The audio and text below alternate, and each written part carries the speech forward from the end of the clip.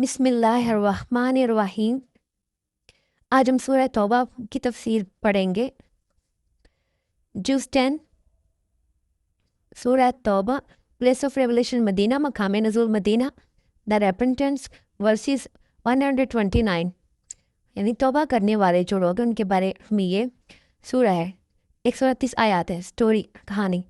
تبوک کی مہم، مسلمان بے خوف ہو کر طاقتور بعض نتینی سلطنت کے خلاف نکلے جبکہ منافق پیچھے رہنے کا بہانہ بناتے ہیں۔ مین تھیم، ایمان اور توبہ۔ دس سیکشن ان منافقین پر تنقید جو اسلام کو نقصان پہنچانے کی کوشش کرتے ہوئے مسلمان ہونے کا بہانہ کرتے ہیں۔ اللہ سے سچی توبہ کرنے والوں کے لیے بخشش۔ روٹ آف ورسز، بعض نتینی سلطنت کے خلاف مسلمانوں کی مہم اور منافقین کا اس میں شامل ہونے سے انکار۔ مشرکین کے اسلام کے ساتھ خیانت کی وجہ سے ان کے ساتھ معاہدوں کو منسوخ کرنا اور انہیں 4 ماہ کی مدت دی گئی۔ ہائی لائٹڈ ورس، آیت 119، اے ایمان والو، اللہ سے ڈرو اور سچوں کے ساتھ ہو جاؤ۔ کی پوائنٹس، سورہ توبہ کی آیت نمبر 40 میں غار ثور کے واقعہ کا حوالہ دیا گیا ہے جہاں پیغمبر محمد صلی اللہ علیہ وآلہ وسلم اور حضرت ابوبکر رضی اللہ تعالیٰ عنہ نے مدینہ کی طرف ہجرت کے دوران پناہ لی تھی۔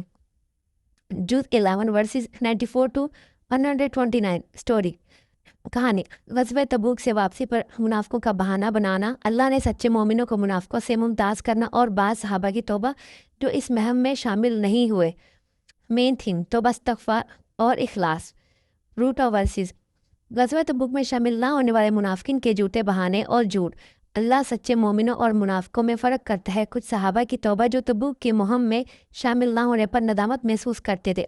ہائی لائٹڈ ورس، آیت 118، اور ان 3 پر بھی رحمت ہوئی جن کا معاملہ موقوف کر دیا گیا تھا، یہاں تک کہ جب زمین اپنی وسعت کے باوجود ان پر تنگ ہو گئی اور وہ اپنی جانوں سے تنگ آ گئے اور انہوں نے یقین کر لیا کہ اللہ کی ناراضگی سے بچنے کے لیے اس کے سوا کوئی پناہ نہیں، تو اللہ نے ان کی توبہ قبول فرما لی تاکہ وہ تائب رہے۔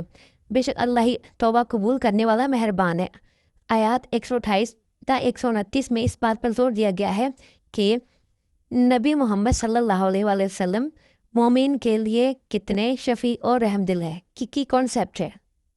جزاک اللہ خیرا کثیرا۔